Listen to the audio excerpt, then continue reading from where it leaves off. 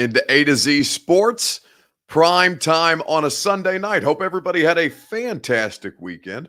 Hope your Sunday went well. Hope you're ready to spend some time talking about actual Titans football, rookie minicamp, that is. I've got three storylines that you're going to want to follow, that you absolutely must follow, as far as I'm concerned, about what went down at rookie minicamp over the last 3 days and what to look forward to as we progress into each further future phase of the Titans offseason workout plan. We will hear from some of the rookie draft picks. You will hear from Mike Vrabel himself, and we'll spend some time talking about what I saw out at St. Thomas Sports Park on Saturday. Now, I know we did a pop-up with Luke Worsham already, but I think we really didn't cover as much ground as I would have liked to, just because of the limited time that we have in those things. So now that we have a little bit more time together, we can spend some time on that. We'll talk also about Caleb Farley, who did not participate, and Elijah Molden, who was as Vrabel called him, would be considered limited if there was an injury report, which Mike told us there is not. But we'll talk about which is the greater injury concern at this point, and it's a Sunday. So then we'll do Tennessee Heating and Cooling Heat Check, as is the custom here on A to Z Sports Prime Time.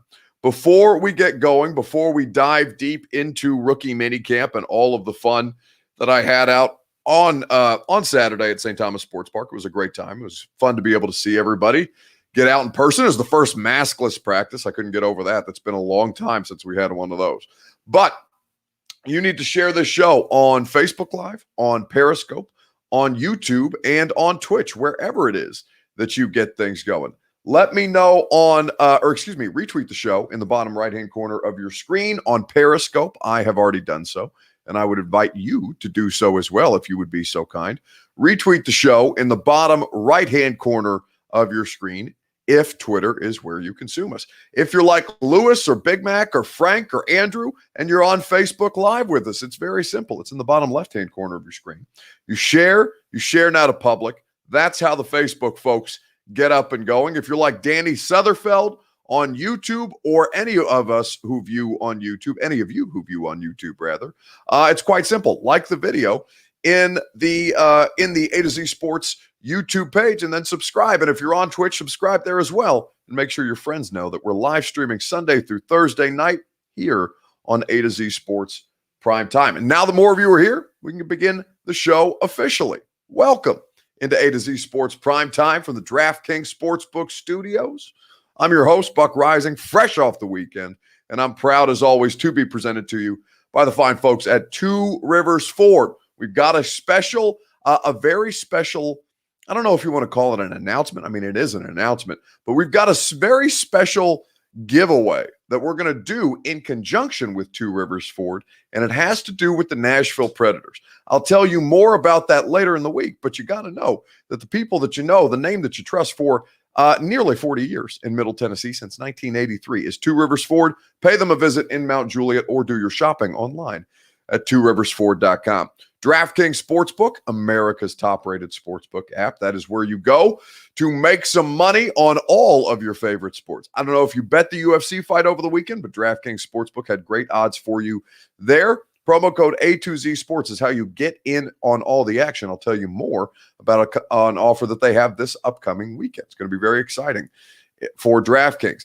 Gary Ashton and the Ashton Real Estate Group of RE/MAX Advantage at GaryAshton.com. Your dream address without the stress. That is what we provide to you, or the Ashton team will provide to you. They will also make sure that you sell your home for more if you are in the market to do so at GaryAshton.com.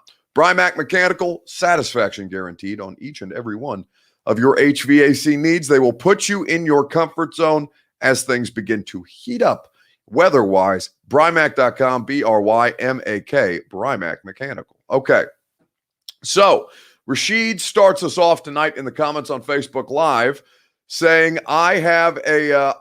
they changed how the comments look here on the program that we use for the primetime show. I like that better, actually. Rashid says, I have a prediction. 14 rookies make the roster and 10 vets from last year cut. Yeah, that's not happening, Rashid. But I appreciate the bold prediction, because that is certainly bold, but it's not going to be accurate. I'll just tell you that right now. Ronnie Sneed says, congrats on getting married, homie. Who got married? Do I have congratulations? Oh, okay. Here we go. Justin Collins says, had a great week and weekend, was on my honeymoon, got married 5/8/21. Now let's hear about those rookies, Buck. Ready for some good Titans news. Well, congratulations to Justin Collins rather, and his lovely bride. Very, very cool to be able to share that with the group and to be able to wish you a happy marriage and a happy life together and many happy returns. Listen, I'm not married. I don't know how all that stuff works, but good for you, Justin. Proud of you. Gets a shout out from moving up in the pecking order. Says, so Karen O'Keefe said, I got a Vrabel shout out yesterday for moving up in the pecking order. Yeah, Mike just wants to know why I'm asking him questions so early in the press conference. Anyway, let's not get distracted. Let's talk about these rookies here tonight. So I'm going to ask you a question, your Two Rivers Ford take. Let me know in the comments on Facebook Live, Periscope, YouTube, and Twitch. What Titans rookie do you expect to have the most immediate impact? I'm going to let you hear from the one who I think is going to have the most immediate impact here in just a second. Let me know on Facebook Live, Periscope, YouTube, and Twitch. What Titans rookie do you expect to have the most immediate impact? Give me your answer in the comments all across our social media platforms. While you guys do that, I will tell you about the fine folks at Two Rivers Ford, the Nashville's official headquarters for the 2021 Ford Bronco, the best place to buy an American-made, fantastic Ford vehicle, the new 2021 models, the Mustang, the F-150, the Ford Bronco, of course, all available to you now at Two Rivers Ford. I am going to, like I said, we're putting something very exciting together with Two Rivers Ford tomorrow to get you going, to get you involved in the Nashville Predators playoff run, because, of course, they will play their first game of the playoff series against the Carolina Hurricanes tomorrow on the road. So we'll tell you more about what's going on with Two Rivers Ford tomorrow. But in the meantime, you just got to know that's the best place to buy a car since 1983. Two Rivers Ford in Mount Juliet or online at tworiversford.com. Which rookie do you believe has the most immediate impact? Chris Frazier says Dez Fitzpatrick. Big Mac on Facebook agrees. Captain Trips on YouTube is in line with that thinking. C. Smith says Radin's the right tackle. Lorenzo agrees. Titan 8251 says Fitzpatrick. Elijah Molden for Ryan Dominick. And Trevon, is it Trevon D. Brashers or is DeBrashers? DeBrashers your last name. It's all jumbled together there for me, Trevon, so forgive me if I've botched it. Two-Tone Zone says Titan gang or don't bang. Well, I don't know about all that. It sounds aggressive. Caleb Edelman says Dez, Ronnie Snead, Dylan Radins. I hope Farley, but I would say Dylan, the offensive lineman from North Dakota. That's from Josh Bull Doris on Facebook Live. So it's very early, right? They've only just gotten here. They're through their first 3 days as a rookie class, the undrafteds, the tryout players, and the draft picks themselves. Ultimately, there was about 24 players out on the field when we were at St. Thomas Sports Park on Saturday, and I tried it. They allowed us to stay out there for the whole practice, which is not how things go during the season, but it was good. And they're not doing anything schematically. They're just walking through individual periods at this point with the guys. And so the more that I watch, and we only got to watch one day of the 3, but you try to take as much away from it as you can. The more that I watched, the more that, well, one, and we'll get to this later, Farley and Elijah Molden weren't out there. I mean, Molden came out for the last period, but I only saw him take, probably a handful of reps. I could count on one hand the number of reps that I saw Elijah Molden take. So there is something lingering there that we'll talk about later on in the show, but it rules those two out for me just because of where they are in their rehabilitation process at this point. We all know the situation with Farley. The Molden thing is new, and you'll hear from Mike Vrabel on that later on in the show. So then I wandered over to the tight ends because they have undrafted rookie free agent tight ends. Well, they have a handful of them, but 2 of them in particular. Miller Forrestall, the Alabama tight end, who did not have a spectacular senior season at Alabama, but is intriguing, is a little lanky. But I kept an eye on that. And then I watched the Kansas State tight end, who I think has a much better chance to make the roster. It was pretty intriguing to me to see where those guys were at, because I think they have a relative, one of them at least, has a relatively decent chance of making the roster, as we mentioned. Then I wandered over to the offensive linemen, and I said, yeah, look at so Dylan Radins. That there are certain things that I cannot report on that are with it, that it's just the Titans restrict certain things that we can report on. So I do know where he lined up all during practice, and I will tell you that he has the ability to line up all over the offensive line. But at this point, they are singularly focused on one position for Dylan Radins. Now, I can't tell you what that position is, because that would violate the rules that they send us in our Titans media availability day-to-day emails. But I will tell you that it is a position of need along your offensive line. I'm trying to hint at it as many ways as I can without flat out saying it, because then I would be breaking the rules, and I wouldn't want to do that here tonight on the A to Z Sports Primetime Show. But ultimately, it was Dez Fitzpatrick that caught my attention most. Dez Fitzpatrick, the 4th-round pick, the wide receiver out of Louisville, a position of great need for this roster. And I watched Dez Fitzpatrick pretty closely throughout the course of the day. We were out there for about an hour and a half, 2 hours, and I just kind of rotated my way around, but kept coming back to the wide receivers to watch him, to watch McMath. Kalijah Lipscomb, unfortunately, got injured, so that's too bad to see a Vandy product, a local product, struggle at this time of year, because he's clearly trying to make a roster, and he clearly has ability. But ultimately, it was Dez Fitzpatrick that caught my eye, and that is why I think he might have the ability to make the most immediate impact for this team. First time, obviously my dad had me working on receiver drills, ladders, cones, in the backyard since I was 6 years old. First time playing tackle football, I was actually a running back, but probably it was about 6th grade is when I made the transition to actually playing receiver at a passing, little league team. And ever since then, I just knew I was going to be a receiver. And, my dad kind of just helped me along the way, obviously in high school and college. And, he always has a little 2 cents to give me. And he always just I'm not your wide receiver coach, but, yada, yada, yada. But, So that's Dez Fitzpatrick talking about his dad, talking about his adjustment basically to the NFL, and how having a wide receiver coach as a dad has helped him with his progress. Now, he said his dad doesn't really meddle with the coaching that he's receiving now at this level, but that he does have some particular insights to help him move things along. So the question that I've asked you is, which Titans rookie has the ability to make the most immediate impact? I'll explain to you why I think it's Dez Fitzpatrick here in just a second, and we'll continue to read your comments right after I remind you about the fine folks at DraftKings Sportsbook, America's top-rated sportsbook app. You know this is what you find when you open up the DraftKings Sportsbook app and you plug in the promo code A to Z Sports. And of course, it's playoff time. Big stakes, bigger promotions in the DraftKings Sportsbook app. It's time to hammer the over and score some cash. DraftKings Sportsbook is giving you a chance to lower the over-under on a featured playoff game. All players who place a bet on the featured basketball game will have a hand in lowering the over-under on the game. That's right. For every 1,500 players who bet the over on the select game, the over-under will drop by 1 point. Every bettor who hammers the over in the featured game helps to lower the game's over-under. Download the top-rated DraftKings Sportsbook app now and use the promo code A2Z Sports when you sign up to hammer the over. For every 1,500 people that bet the over in the featured game, the line will decrease by 1 point. Yes, this is your chance to improve the odds of the over hitting. So tell your friends, your family, and everybody else in between. This is a team effort. Hammer the over and improve your odds of doubling your money. That's promo code A to Z Sports for a limited time, only at DraftKings Sportsbook. Must be 21 or older. Tennessee only.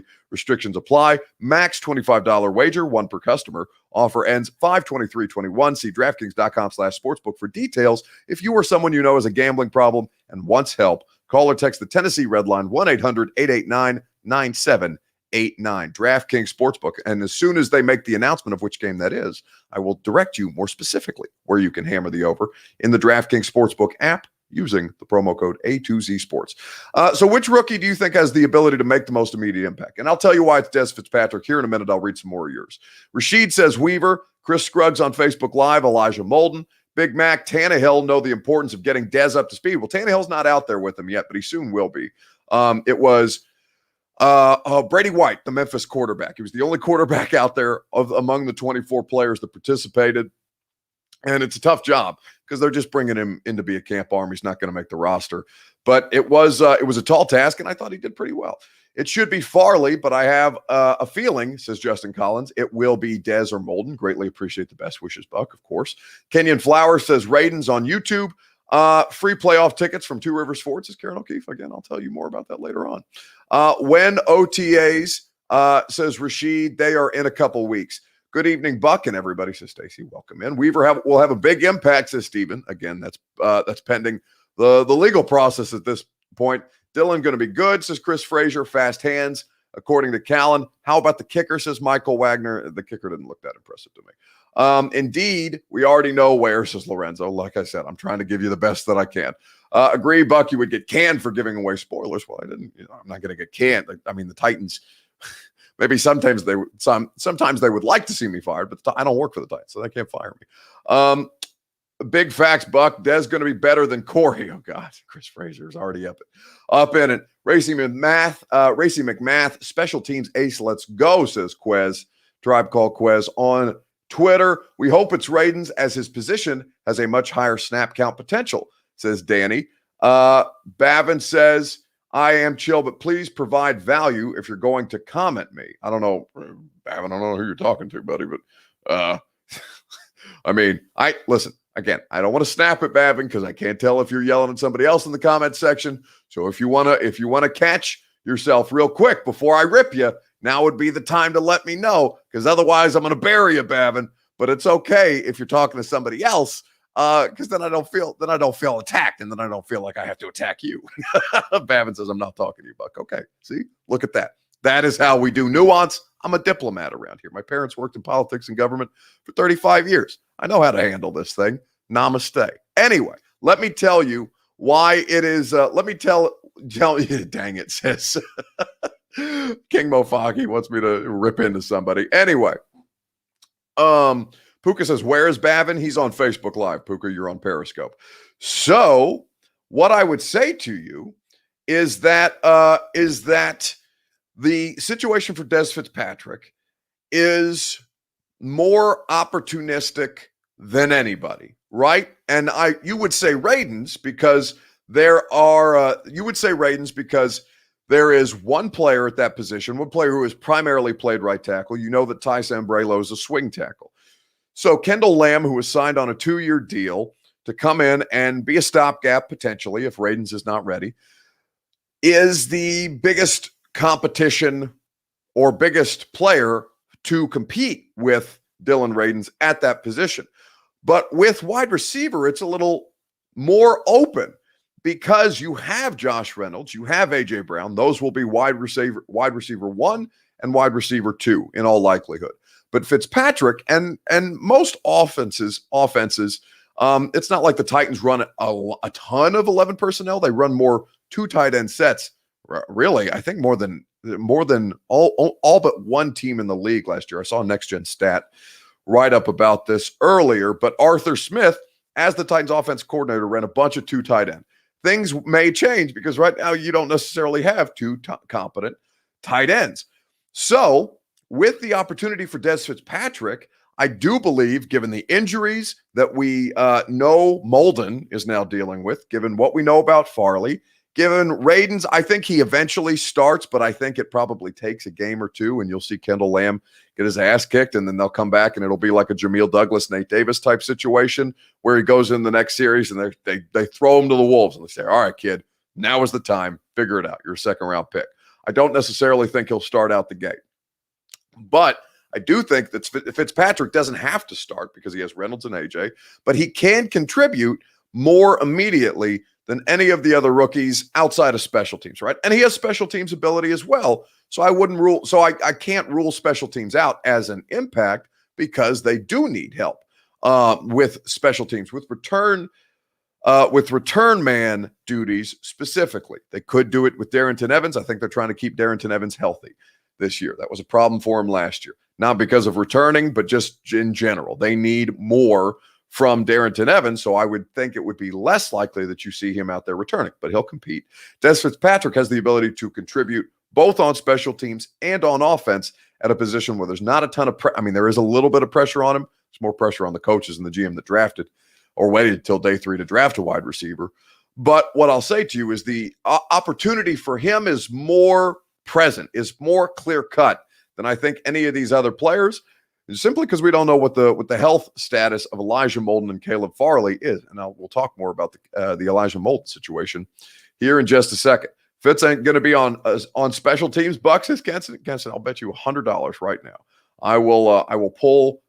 Well, I don't have my wallet handy, but I will pull $100 out of my wallet right now. I will slap it on the table, and I will say, I will bet you $100 that he plays some role on special teams. All rookies outside of first-round picks play roles on special teams, and even the first-round picks, most of the time, have to cut their teeth on special teams, unless it's a position of great need or quarterback.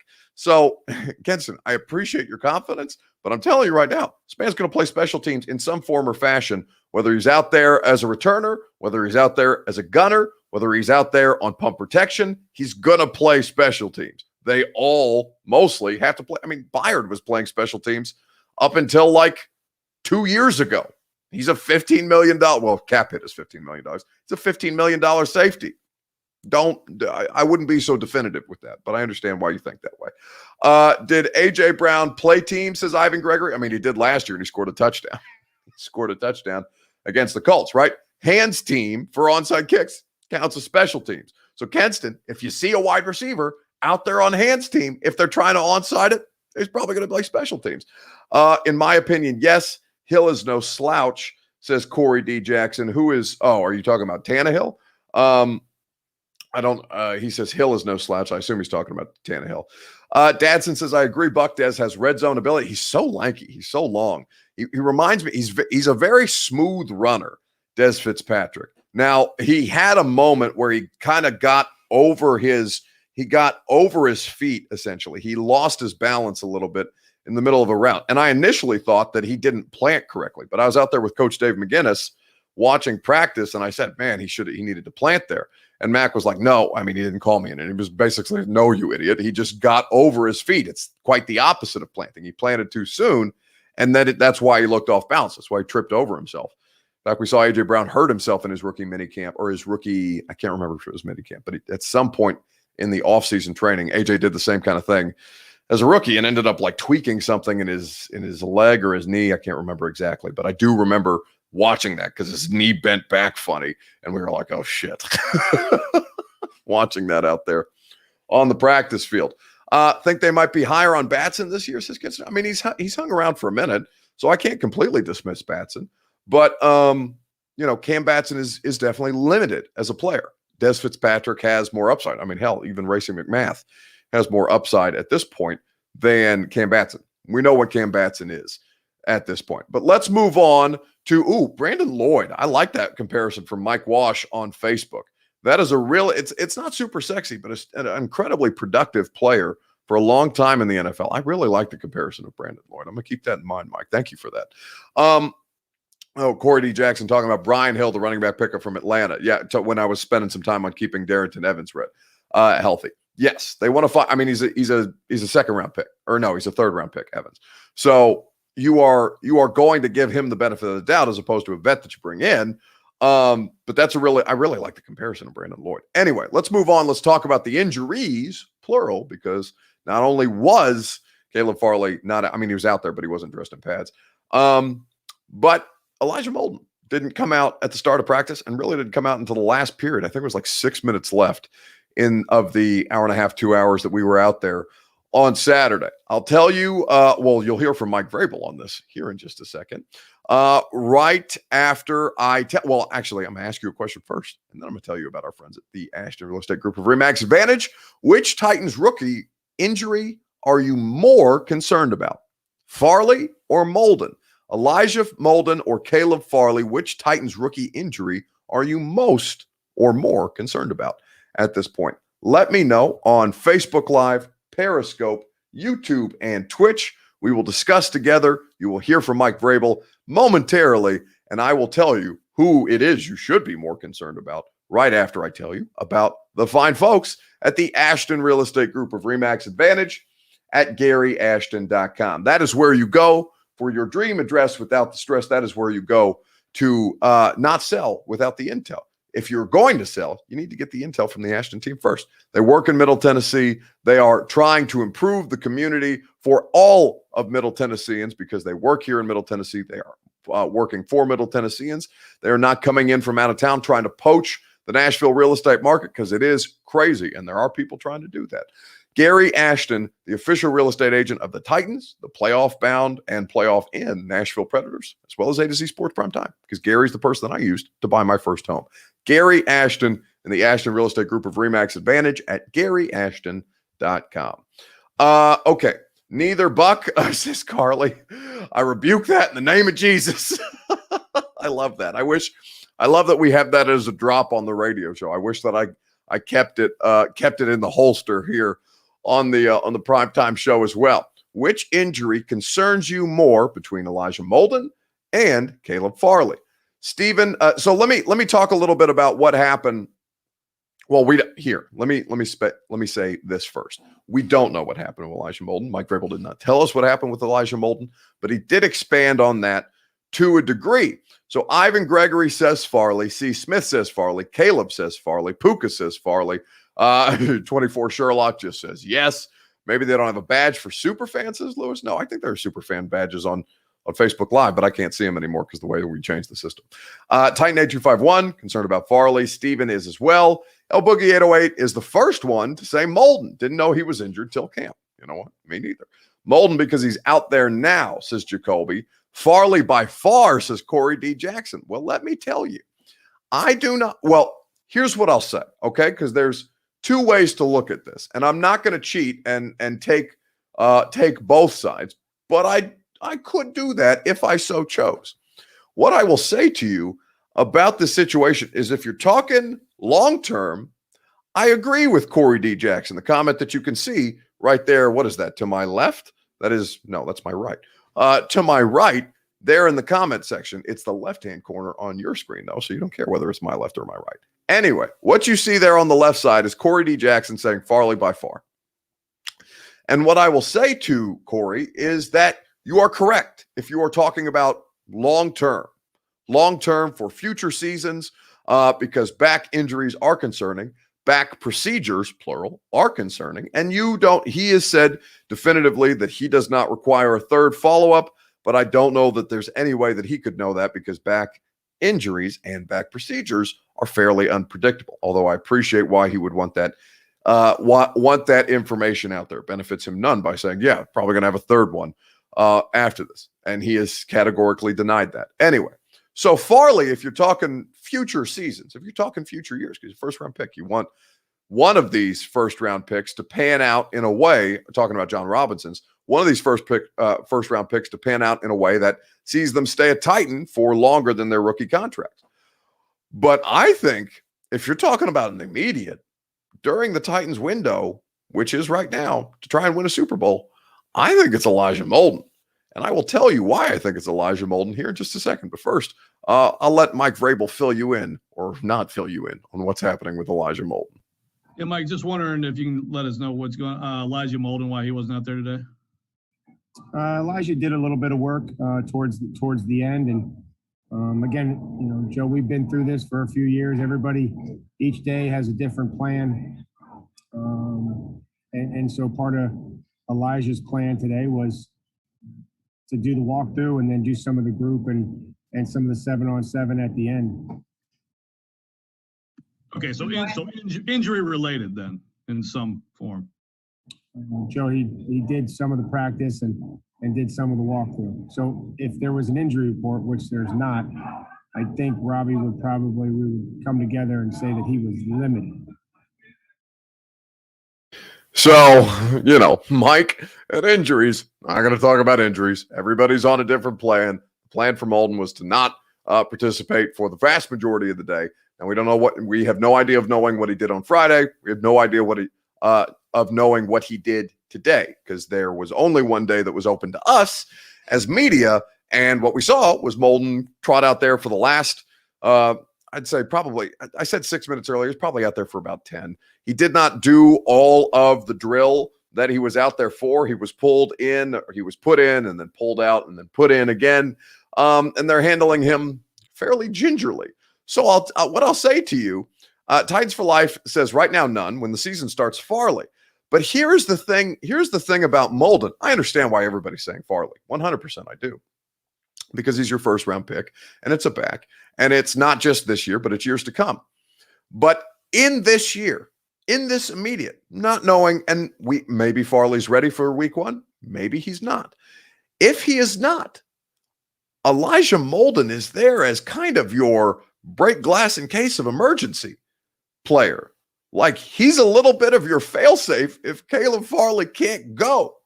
So if you're starting out the year with your first round pick dealing with whatever is plaguing him at this point, whether it's the back injury that resurfaces, whether it's something that lingers from the procedure, whether it's just something that he's going to have to live with, because I hear, I've never had back surgery, but I hear it's not about dealing with the recovery. It's about dealing with the pain that stays with you because back surgery messes you up all over the place. Molden is there. He's not just there for this reason, but a big reason why he's there is because Caleb Farley may not be ready to go. So they wanted to make sure they have some kind of insurance plan so that if the first round pick can't play, well, we got this guy who Louis Riddick on ESPN calls a Jedi on the slot. We can keep Jackrabbit Jenkins on the outside. We can keep Christian Fulton out there with him, and we can have something that's not Kevin Johnson hanging out in the slot to make some plays. A rookie player, a rookie corner that helps while you're trying to get your other rookie corner out on the field. Molden is there as a little bit of an insurance policy. But if your first option and your insurance policy are starting out the year not healthy, then it becomes a little more problematic. Now, we don't know the extent. As Mike said, he was obviously out there. If there was an injury report, which Vrabel said there's not, he has to remind us all the time that there's not. Well, he doesn't have to remind us. We know, but we got to ask because you guys want to know about who's playing or who's practicing and who's not. And it's not really a practice walkthrough, whatever. What I say to you is that limited may not be a big deal, may not be a big deal at all. But if it lingers, if it lingers for either of them, then you start to have a little more problems because the thing that you're looking for is not just starters, it's depth. And if your depth goes to shit, you have last year's defense. That is a problem. That is why I think in the interim, in the immediate, that Elijah Molden is the more important or the more concerning injury at this point. But backs and knees are the worst injuries. Without knowing about Molden, then we can't say him, says Titans for Life. I mean, I can because I did. But I understand what you're saying. Caleb back, got to be ready, says Chris Frazier. Back surgery is always dicey. That damn snake has bitten us again. I'm not out here trying to sound an alarm. I'm just telling you how I'm looking at this, how they're looking at this, and the thought process over there right now. I'm explaining to you as best I can how they are viewing this particular situation. Ronnie Steve Vrabel ain't going to give us jack shit anyway. Yeah, Mike's never going to do it.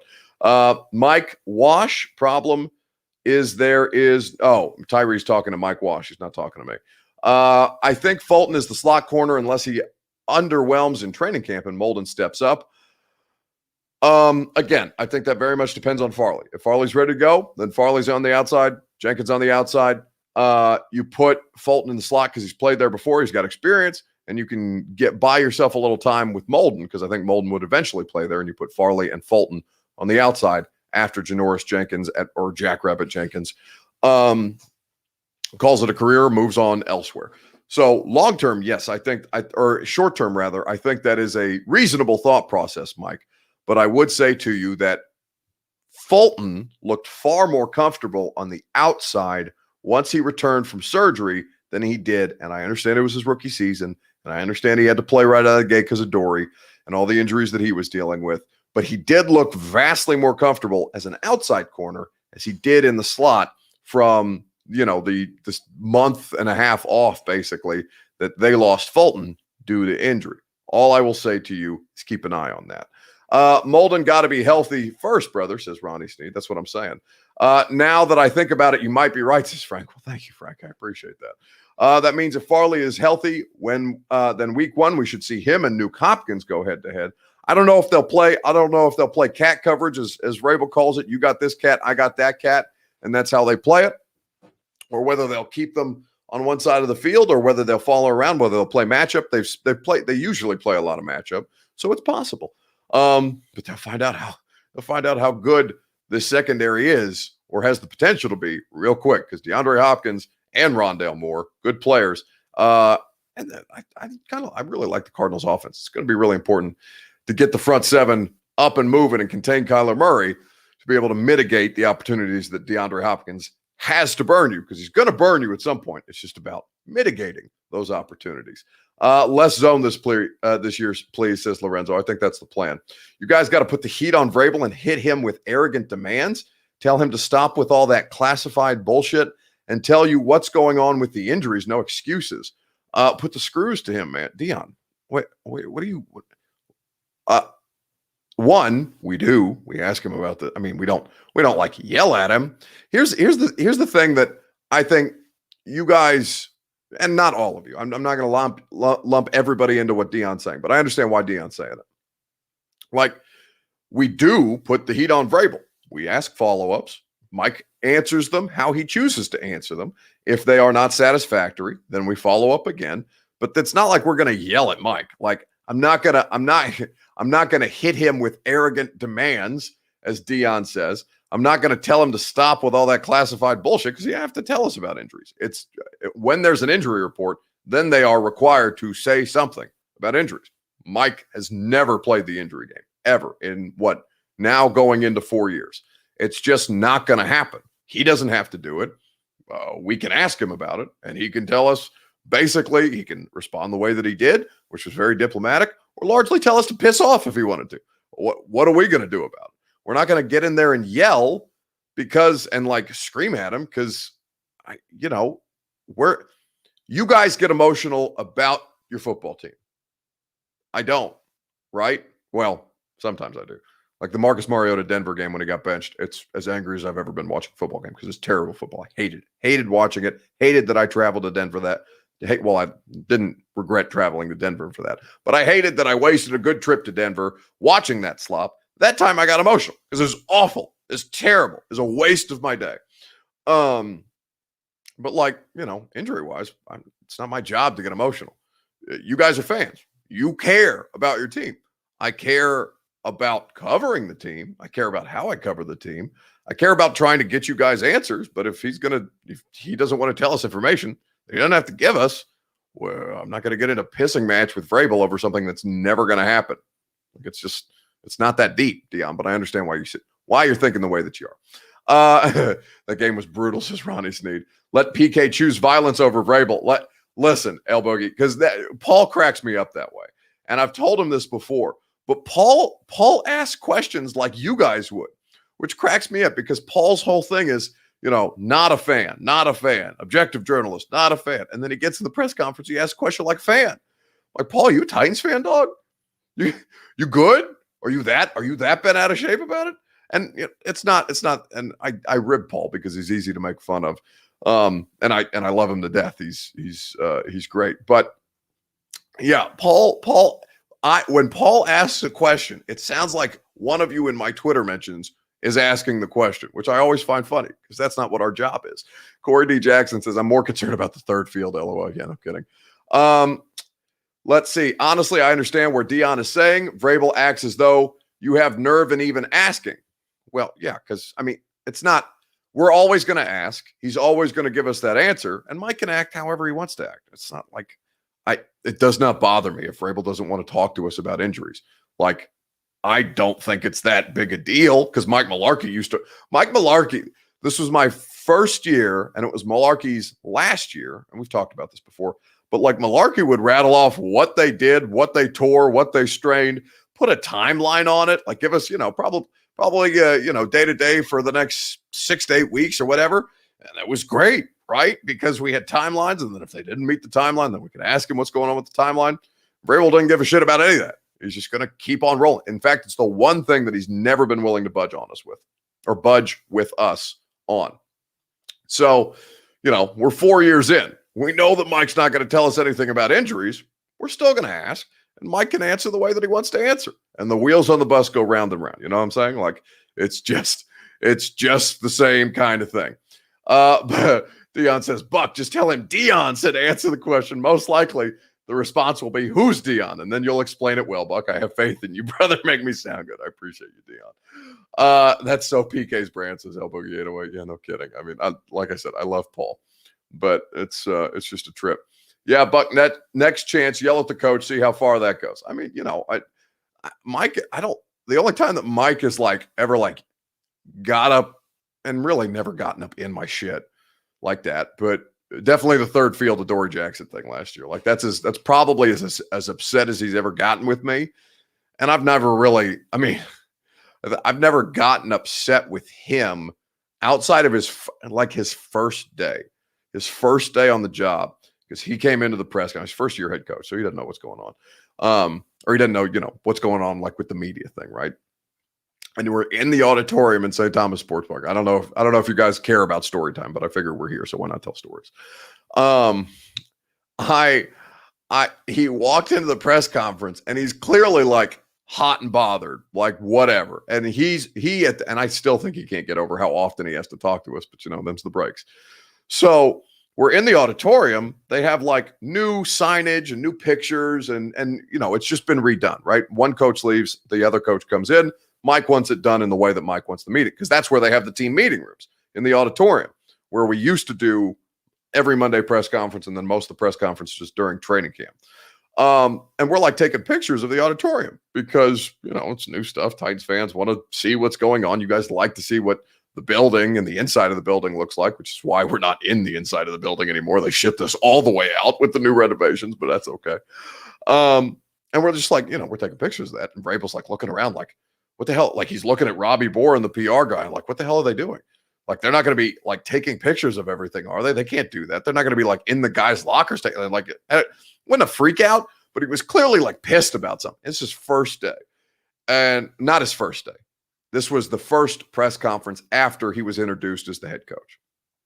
And we were all just looking around at each other, in the auditorium, me and Tehran and Teresa and Paul and Rex Road.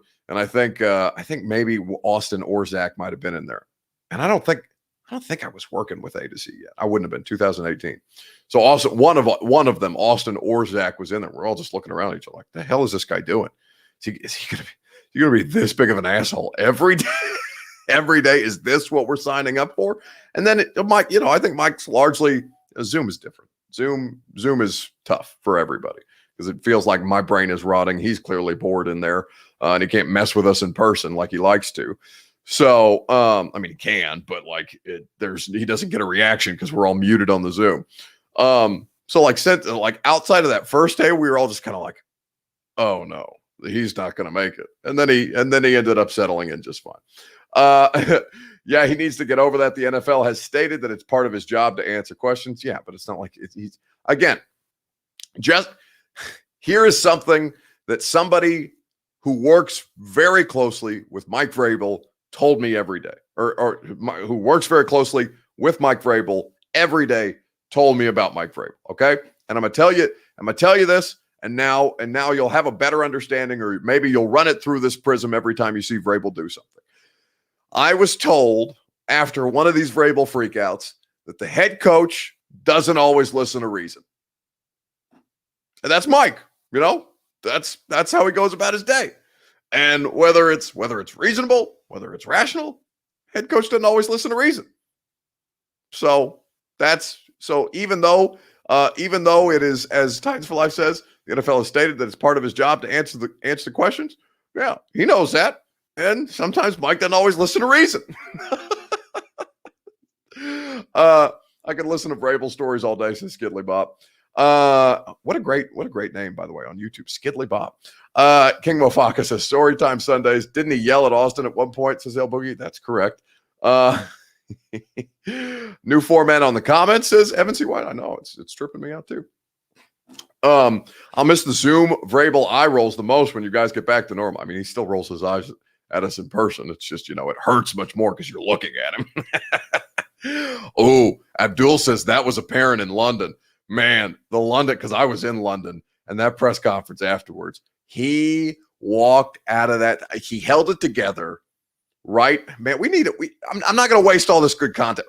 We'll do like a Vrabel story time or something like that at a later date, because I've got so many good stories from like being in press conferences with Mike over the last 3 years that I think you guys would really enjoy. So maybe we'll make it a podcast. We'll tell like, press box like stories or press conference stories or something like that. But we won't give all the content. But the London, after the London press conference, because you guys remember he went for 2 instead of kicking the field goal to tie and playing for overtime because he wanted to get the hell out of there.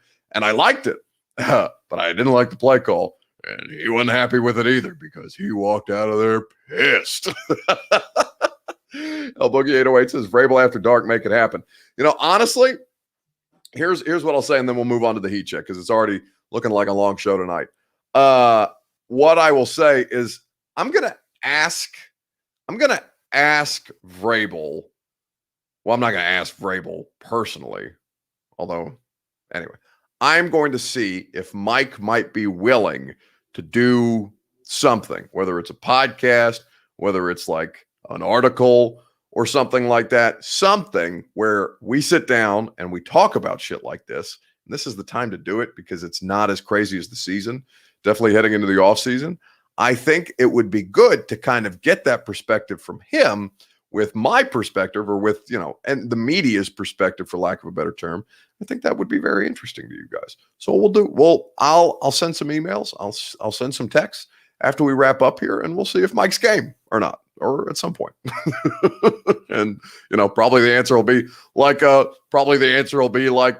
with the injuries. Everybody has a plan, Buck, and my plan today is to tell you to piss off. Why is he so damn bitter? Says Mally Mealy. He's not bitter. He's just, you guys see him in these Zooms, right? And he looks pissed and he looks miserable. So what I will say, Mally Mealy says he won't. He hates all you guys. I mean, he hates all of us at like different points. He doesn't hate all of us every day, but there are days when he hates one of us or a handful of us or all of us. But like largely, he's all right. I don't get bothered by it the way you guys get bothered by it. Like it's just Mike, it's just how he is. At this point, Cranky Ego says, Puka, he hates Paul. He hates Paul. Here's a great idea. Invite him on your show so he can answer our cues in the chat. Oh God, no. Also, Titans Kyle says Luke. He always hates Luke. He does absolutely always hate Luke Worsham, and it's why I love Luke, because Luke looks like. I mean, he's not. He's 21 now, but like Luke's been doing this since he was 15. Like blogging on the Titans. He started going to practice when he was like 18. So Luke's been around, and I love the idea that at 21 years old, or maybe Luke might be 22 now. That Luke just bothers the shit out of an NFL head coach in a way that provides me great comedy. I love that. Can Vrabel deal with the chat, says Puka? I mean, he can deal with it, sure. I don't know if he wants to deal with it. Again, you gotta make things work. Anyway, let's move on. Let's do the Tennessee heating and cooling heat check. Let me know in the comments who got hot, who cooled off in sports this week. Let me know, please and thank you, who you observed over the weekend in sports, who had a great victory, or someone who suffered a great defeat, somebody who suffered a great embarrassment. It's the Tennessee Heating and Cooling Heat Check, and I'll give you mine. You guys can nominate yours here in just a second, right after. Oh, DeZito's here. I'm here. Buck Zito is here. Buck Nation checking in. We love when DeZito stops by the show. I don't know why. I love seeing there are people who come every night. But for some reason, maybe because DeZito does it infrequently, like I get excited to see DeZito. I don't know what, and it's not like there's the reason I shouldn't get excited about seeing DeZito, but it always makes me happy because I see the Buck emoji. So I'm playing favorites. here on A to Z Sports Prime Time. Let's give me your Tennessee heating and cooling heat check. Who got hot, who cooled off over the weekend in sports?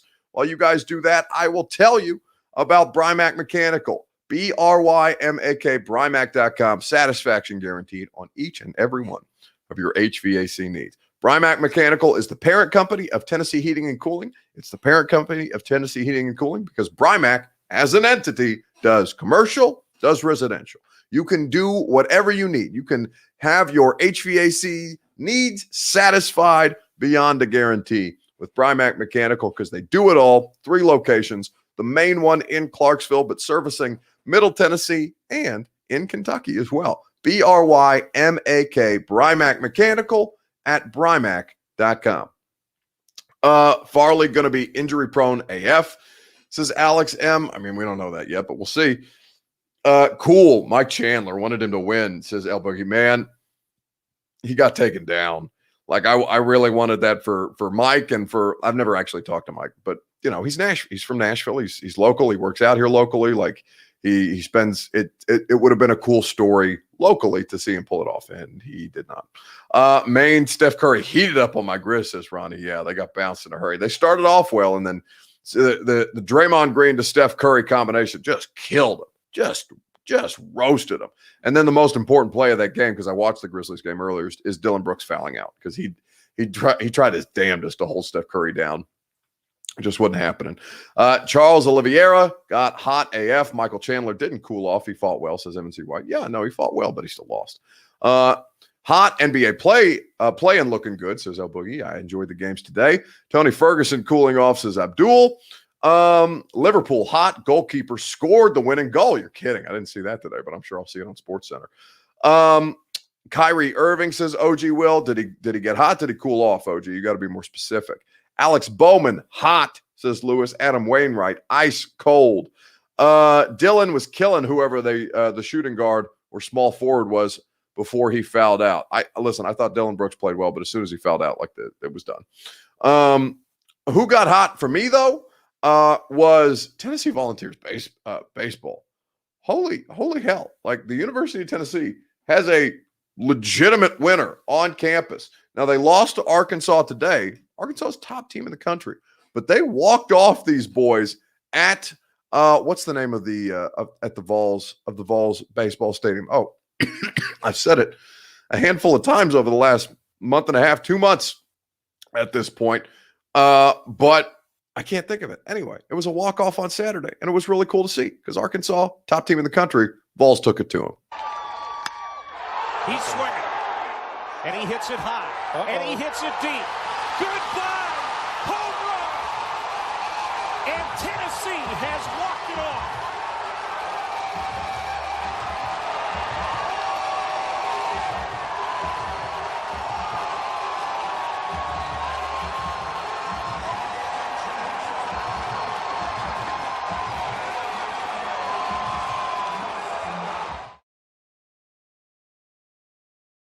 So cool. Packed house at Lindsey Nelson Stadium. That's the name that was escaping me.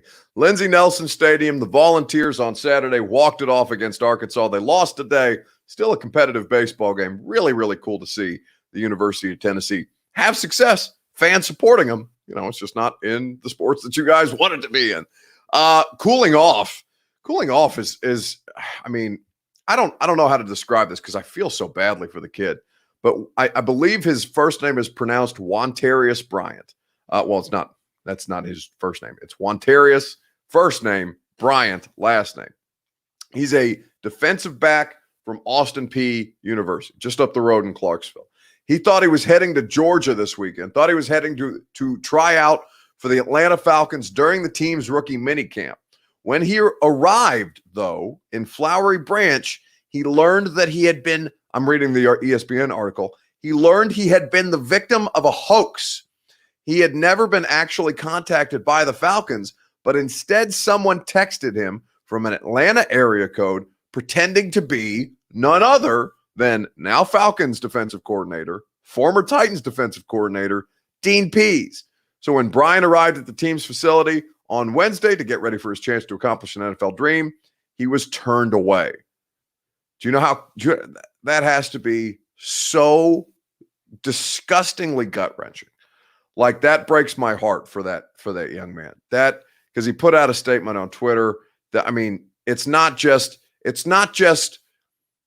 that he will not be able, or at this point, he is not going to be able to try out for an NFL team.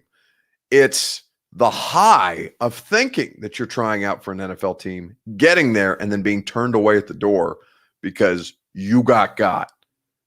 It's horrifying. I feel so badly. And I don't know who, I mean, the person out there orchestrating the catfish it's cruel. It's not just cooling off. It's despicable. But I saw that story today and I was just blown away by how awful a human being you have to be to do that to somebody.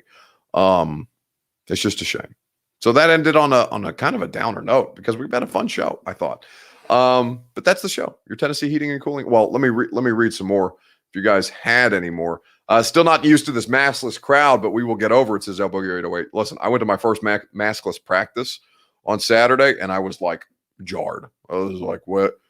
Because I didn't have my mask on. I had my Vax card. And I'm 2 weeks out from my vaccination. And they were like, yeah, if you have your vaccination card, if you've been vaccinated, you have to wear a mask at practice. Like, hell yeah, let's go. And then I'm walking out there. I'm like, shit, nobody has a mask on. Well, some people had a mask on that haven't had their vaccines yet. And some people aren't getting vaccines. But, heating up. Clay Travis and maskless Nashville, LOL. This is Coach Payton. I mean, Clay is going to, again, I don't know Clay Travis. I've never met him. Never, just seen how he behaves on Twitter. Not a fan of the guy that I see on Twitter. If he wants to take a victory lap because Nashville's maskless, again, good for Clay. But like, Clay was somebody who, I mean, I don't want to get into Clay Travis. All I will say is that's the end of the show. I'm excited to start the week with you guys. And tomorrow on the radio show, we're going to spend a lot of time on some important takeaways that we didn't get to. We'll talk more about tight ends, Dylan Radins at offensive tackle, Caleb Farley and Elijah Molden, and Rashad Weaver tomorrow on the radio show. We'll spend some time on the Preds because they're going to play tomorrow night in Carolina to start up their Stanley Cup, their first round Stanley Cup playoff series, which will be exciting. And you'll find out more about this Two Rivers Ford giveaway that we are doing. Coach Payton says, yeah, noted no more mentions of Clay. I mean, you can mention it if you want. I don't care. I just don't care what Clay Travis does. Like, good for him. Right on. Thank you guys, as always, for your participation. Enjoy the rest of your weekend, what little remains of it. See you on the radio show tomorrow, 10 to 1 on 104.5 The Zone. Or, if you missed the radio show, the Buck Rising Show via podcast. Or tomorrow night, 8 p.m. Central Time on AZ Sports Prime Time. In the meantime, know that there's going to be radio, there's going to be podcasts, there's going to be primetime shows, there's going to be articles. Because damn sure, it felt like football on Saturday. And that means that I'm not tired yet. No!